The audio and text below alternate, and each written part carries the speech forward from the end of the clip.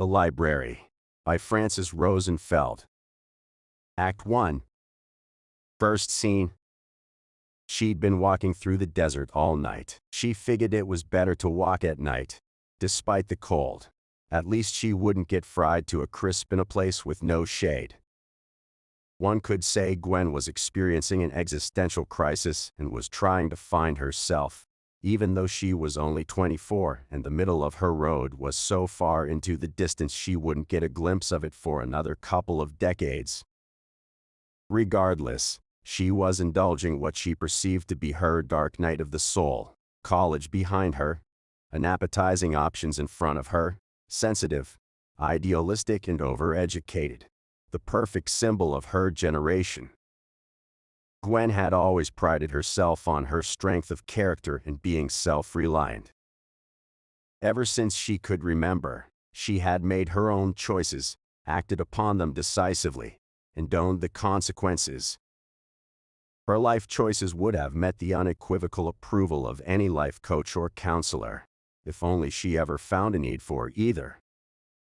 Only people without direction needed someone to make plans for them, she mused, during the rare breaks in her busy schedule that allowed her time to pass judgment on her fellow humans. How did she end up here? She asked herself repeatedly now, and by that she didn't mean how did she end up walking through the desert at night. She knew exactly how that happened. She decided to go on a spiritual journey to find deeper meaning, so she took a bus from Anaheim to Los Angeles, and then via Phoenix to Sedona. Once there, something felt wrong to her, something that told her to keep looking, to go back to the village of Oak Creek, with which she had felt an instant connection when the bus passed through it.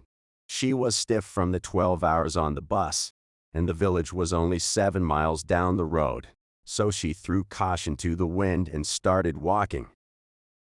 Have you ever tried walking on the side of a busy road in the desert in late afternoon?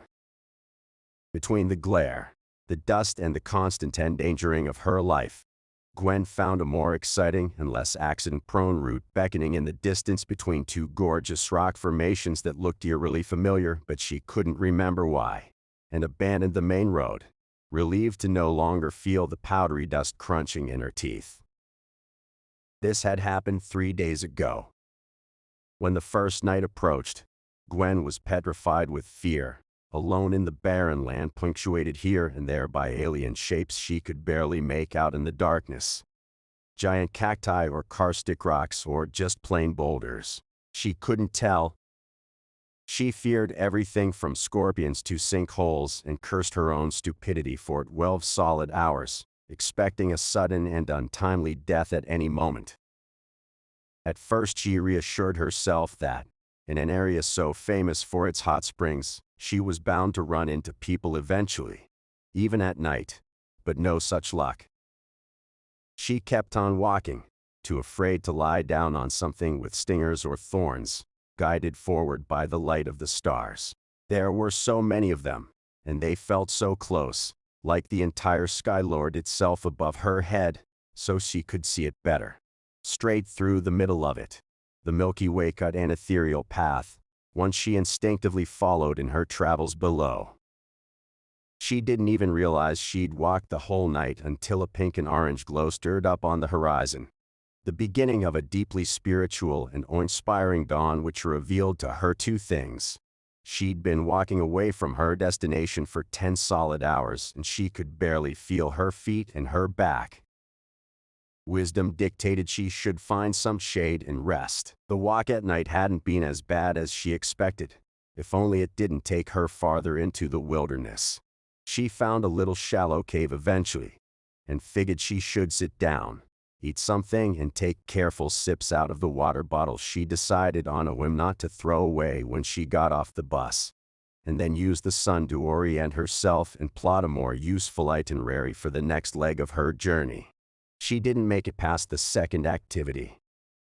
When she woke up, the sun was setting, and she felt well rested, despite sleeping on bare dirt. Walking at night seemed like a good idea, because she figured she could navigate by the stars if she found a bright one and keep her eyes fixed on it. She didn't know which star it was, But it didn't matter. As long as she walked towards that star, she wouldn't go in circles. Her selection was shining in the right lower quarter of the sky. Strangely enough, for a California native who'd spent a good part of her childhood by the ocean, Gwen knew nothing about boats, or navigation, or the stars' movement across the firmament. The star she'd picked moved to the other side of the sky in rather determined fashion and set around 1 a.m., leaving her stranded with no guidance. By the end of night 2, she found herself back at the cave, realized she'd been walking in circles the whole night and dropped to the ground, too tired to eat or drink. Thirst woke her up in the late afternoon. She drank the rest of the water, ate the last sandwich and started walking, trying to pay as much attention to the ghostly shapes in the distance as she could. Her eyes had adapted to night view, and she was surprised to notice how many details she could pick up by the light of the stars, in what she would have described as pitch dark the day before.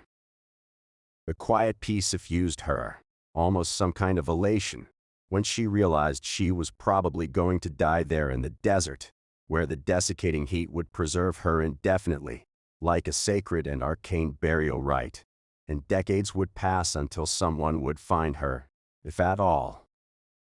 There was comfort in the thought she would become one with nature, without the artifice that accompanies being laid to rest. Artifice which serves to distract the living from their fear of dissolution. No such fear for her, though. She would cross the silver river in perfect peace, under the black velvet sky, looking up at the stars. One has to assume dehydration and exhaustion had something to contribute to this altered state of consciousness. Inertia and survival instinct kept pushing her forward, and even in the dark she noticed the landscape had changed. A little shrub here, a mesa there. In the wee hours, she turned around a boulder and found herself in someone's backyard. All her peaceful acceptance of death went down the drain in an instant and she rushed around the property, clambering slopes on her hands and knees, so desperate she was to find the front door. There wasn't one. Instead, a bead curtain chimed softly in the wind, saturated by a familiar acrid smell. "Oh, God, please tell me there's somebody here. Please let somebody be here. Did you step on the gravel?" A gritty voice arose. It was difficult to see the face it belonged to through the thick cloud of smoke.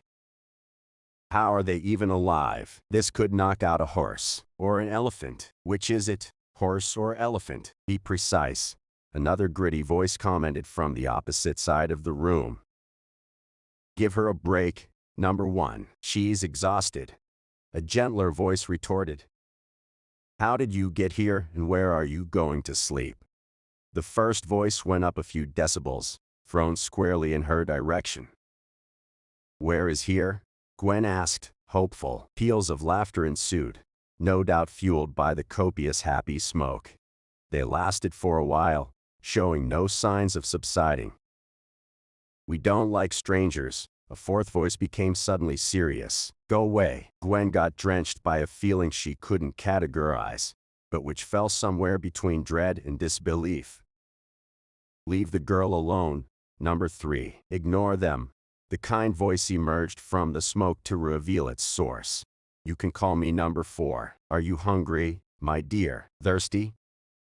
Number 4 watched her as she drank a whole pitcher of water in big gulps.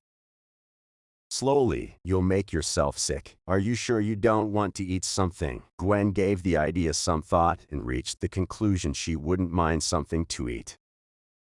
"Follow me." Number 4 led the way outside, where he started looking behind boulders and under cacti in a fashion that reminded her of a treasure hunt. "How high are these people, exactly?" "We keep free-range chickens," Number 4 explained. "They always leave us little surprises hid in the nooks and crannies. Here we go." He emerged triumphant from behind a boulder, holding 2 oblong eggs, off-white and covered in brown speckles. "I don't think those are chicken eggs." Gwen hesitated, careful not to offend her hope for survival. "Close enough." Number 4 found a sharp stick on the ground, poked a hole in the top of the first egg and offered it to her. He then punctured the second egg and savored it with delight, forgetting she was there altogether. He remembered her eventually and encouraged her to dig in, and Gwen was too stunned, tired, and unraveled to refuse. She drank the raw contents of what she didn't doubt was a vulture egg. Surprised, her revolted stomach didn't return the offending substance.